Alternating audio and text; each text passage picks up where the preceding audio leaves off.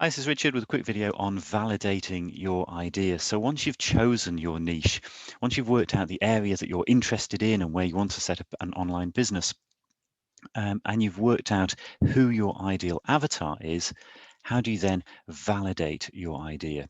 This is quite important because even though you might have worked out where your interests lie and what you could talk to people about and who might be your ideal buyer or potential avatar, there's no point doing this if you're not going to make any money with it. So you need to look for people who are making money already with your idea. Here you are looking for competition. You want to see who is doing this successfully already in the market. You don't need to be choosing a niche that is so bespoke that no one else is doing it. In fact, it's probably not a good sign if no one else is doing it, because that might mean that people have tried and failed. What you want to do is to look at who is making money with your niche, because it's a big internet and a big world, and there will be people out there doing something with your niche successfully right now. So how do you find those people? Well, probably you already know some people who are making money in your niche. You may know of some competitors. Take their names down first of all, because we're going to do some research on those people. But also we're going to look for others who you might not know about yet, who are also being successful in your niche. And we're going to look in 5 different places. We're going to look on Google, on Facebook, on YouTube, on Udemy, and on Amazon. We're going to look at specific things in each of those different on each of those different sites. So starting with Google, well, why do you look at Google? Well, it's the main search engine that everyone uses, and therefore anyone who is ranked highly on Google has already been through the process of becoming established, being well known, creating content regularly, and therefore has gone through a considerable process in order to get to the top of the search engine rankings on Google. So why not just look at them? So search for your niche. Do a Google search against the niche that you're involved in, and those will bring up various things. They'll bring up a number of people who are providing that already. And you want to be looking at who they are and also what they're doing. How do they describe themselves and the service they provide? And what products are they selling? What sorts of products are they? Digital? Are they analog products? Are they physical products? What sorts of things are they selling, and what problem do they solve? And how do they describe the problem that they solve? It's quite important to look at how that problem is described, because that's the problem that they've identified that people are looking for.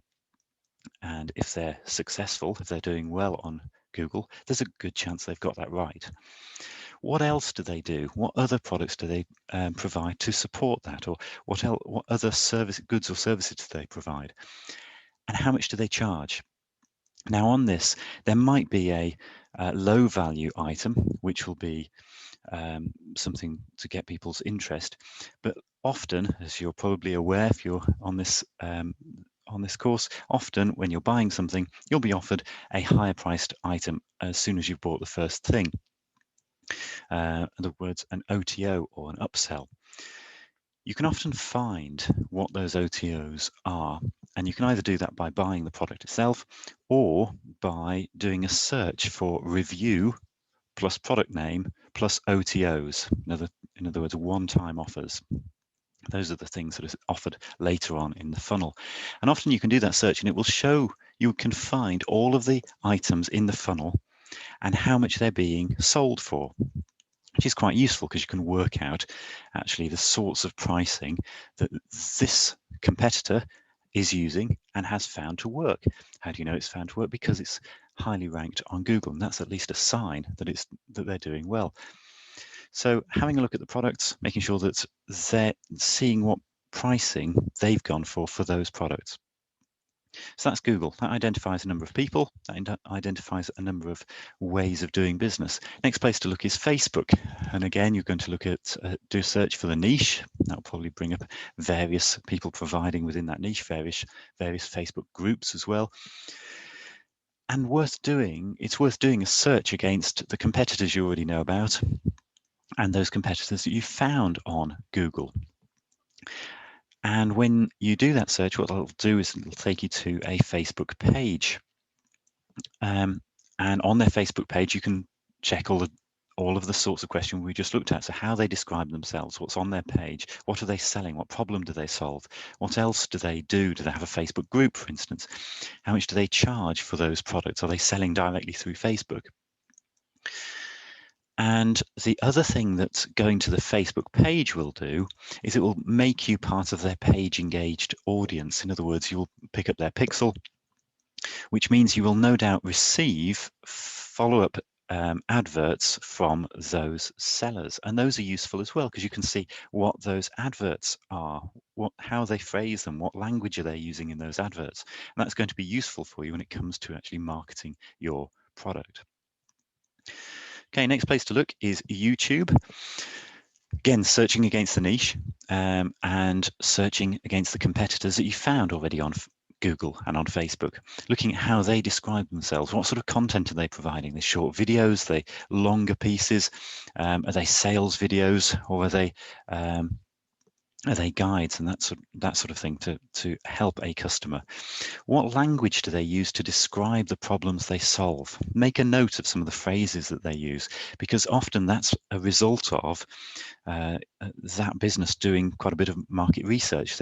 They'll have looked into this already, so they have probably done some work in terms of identifying the problems that customers raise. Fourth place to look, Udemy.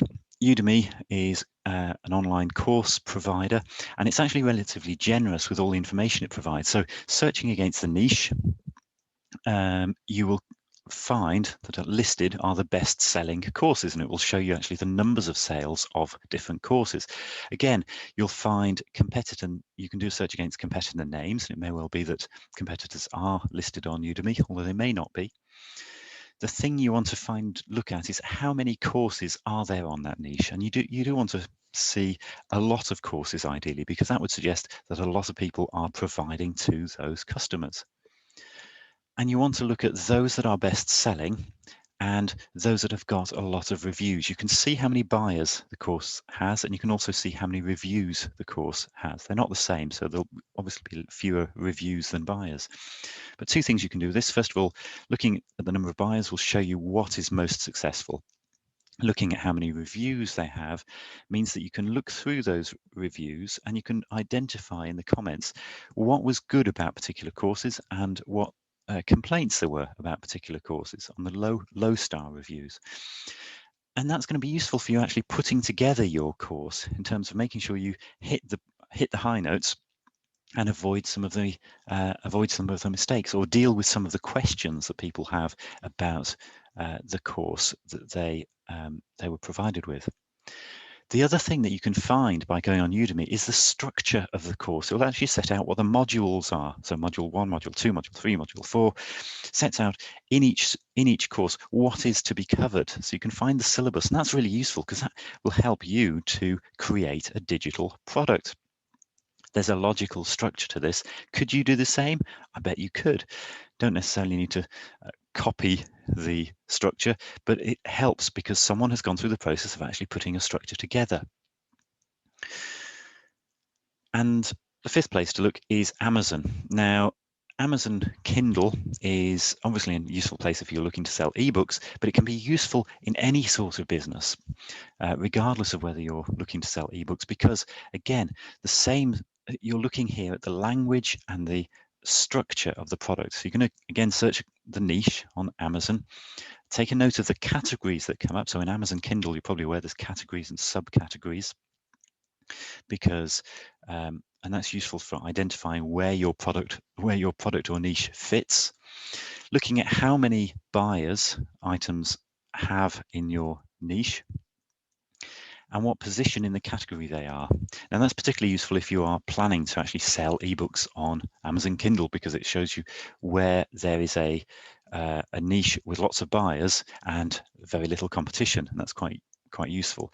But if you're not selling ebooks, then finding out how many buyers something has, so you can look at what is most successful, and looking at the reviews for those products and the description by the author of what will be covered in in the ebook is really useful as well. Again, you're looking at the language, you're looking at how the problem is described, how it is solved by the author, what the author promises in their ebook, and looking at the reviews to that ebook for the same reason. You're looking for the high points, what the author has done well, and therefore the sorts of things you should emulate, and what the author has failed to do, and therefore what you should be looking to avoid.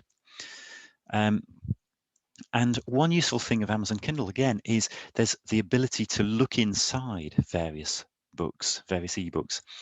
And that, when you click on the look inside function, you're probably aware what this brings up is usually the contents page and a few pages of the ebook.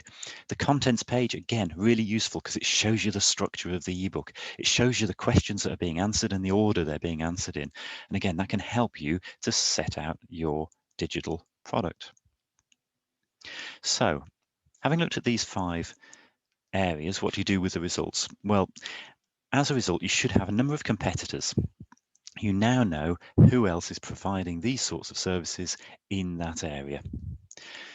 Hopefully, you'll have uncovered some common themes, some things that different people are doing in your area as well. And you may find, for instance, that some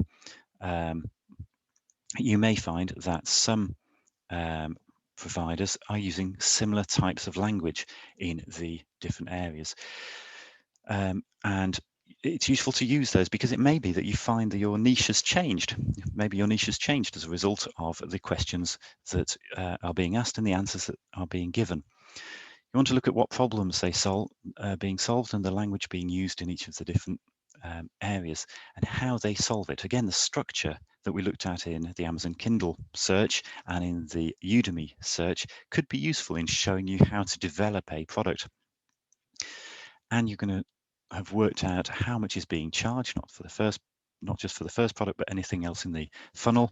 And you can ask yourself, could you do the same?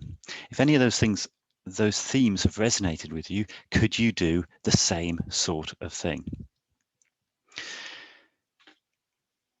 And so what do you do with all of this? So the homework for next time,